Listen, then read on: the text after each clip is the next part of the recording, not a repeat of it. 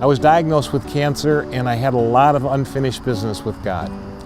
I was very lucky that one of the Jesuits came to a church I was attending and said Mass, and I told him the story, and we immediately began spiritual direction. My bone marrow cancer blossomed into leukemia, and I was very sick.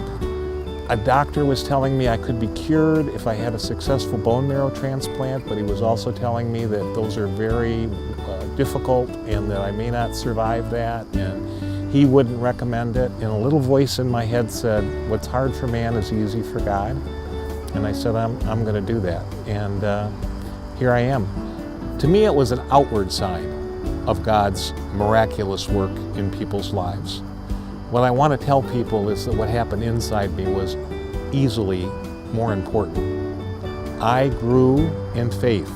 The God that I knew as a child, the God that was counting my sins, the God that was going to persecute me if I did anything wrong, was not the God that I was introduced to at Manresa. The God I learned about at Manresa was the God who loves me and forgives me and wants me to be in a relationship with Him. And I'd spent a lot of time in my life being frightened of what happens to you when you die, and I'm not frightened about that anymore.